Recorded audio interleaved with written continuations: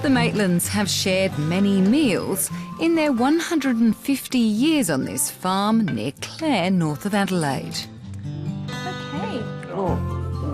But these days they have a whole new appreciation for what's on the plate, because the main ingredients in this dish are homegrown. We had a fettuccine and some pesto, chickpeas. It's the result of a value-adding business the youngest generation started 6 years ago. Would you like some more, Dave? Crops have helped sustain this family since settling here in 1866. After more than a century of mixed farming, the Maitlands moved away from livestock and focused entirely on growing grains and legumes.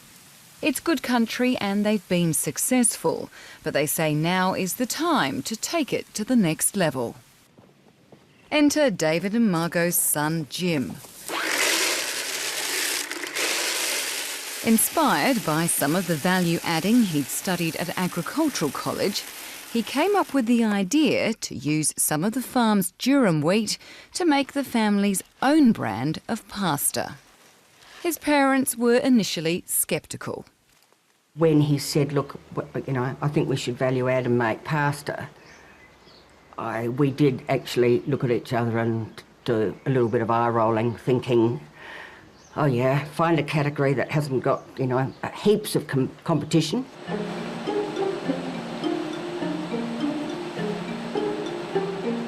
To stand out in that crowded marketplace, Jim and his wife Katherine went looking for a point of difference.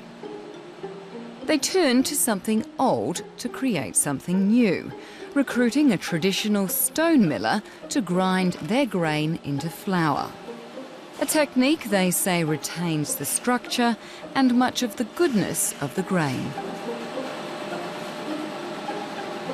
We saw an opportunity for whole grain pasta because our product is 100% whole grain, so it's a little bit different. It's essentially a brown pasta, so we have brown breads and brown rice, but we don't have a lot of brown pasta.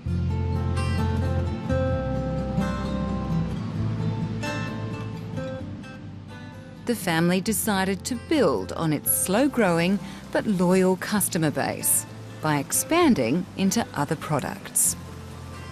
As the years have rolled along and we've produced or developed other products, we've probably learnt the importance of starting at the consumer end.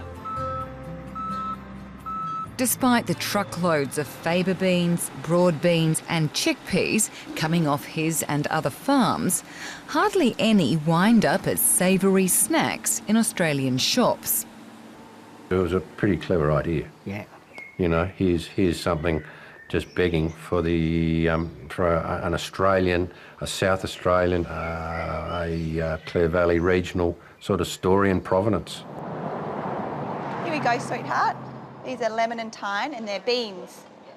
In the last year, the Maitlands have released 3 types of roasted pulse snacks, with the main ingredients coming from their farm and other properties in the region. So these are rosemary and sea salt, and they're whole faba beans and chickpeas as well. So the faba bean is the brown one, so they look a bit different, but that's how they come off the paddock. So these types of snacks are already quite popular in parts of Asia, but there are only a few players in Australia.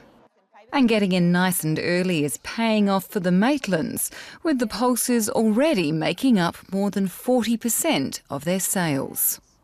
With the snack products, it's literally they say yes before you even start giving a spiel.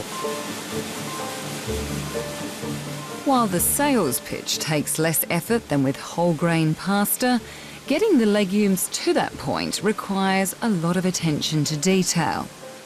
Cleaning is a crucial part of the process. Indeed, investing in their crops beyond the farm gate has come with an eye-opening crash course in food safety.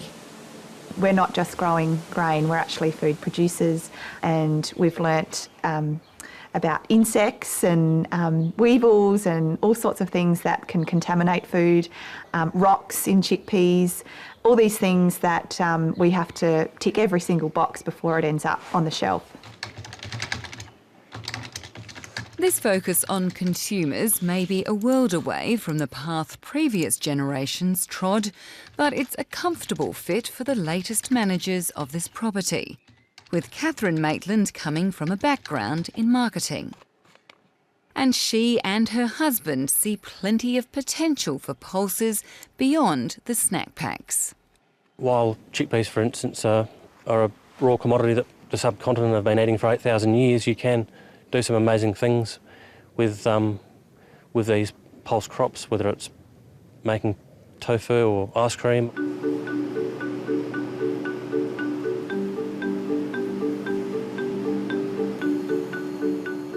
That potential in the kitchen prompted another pulse product, retorted chickpeas. That's when a raw product is heated in cans or pouches in a pressure cooker to make it sterile and extend the shelf life. In Australia, the majority of retorted chickpeas come in cans and many are imported. The Maitlands decided to develop a locally grown option with the help of this Melbourne food processor. It's a partnership that has opened up new opportunities for both businesses, with Pankara's pouches coming to the attention of one of the processor's food service customers. The biggest thing for food service was Australian grown. Most of the chickpeas that they get from the Middle East, from overseas, so to have the product, they're producing Australian-made products, so they want Australian ingredients, and that was a real selling point. A gold medal or two doesn't hurt sales either. Value adding is sometimes adding cost. I would say that the first couple of years, we weren't breaking even. Now we're starting to break even and make a small profit. So is this kind of based on a Jamie Oliver recipe? Or This is sort of a Katherine Maitland recipe, I suppose. It's the best. Bit of everything. And with the profit margins starting to look a little healthier, they're hopeful this food journey they've embarked on will help sustain this farm and family for many generations to come. We've certainly had ups and downs and challenges and sweat and tears and all the rest of it, but I feel that the bigger picture and what we're growing and working towards is certainly all worth it. Cheers, Jim. Well done, Katherine. It's a pleasure to be here. Thank you.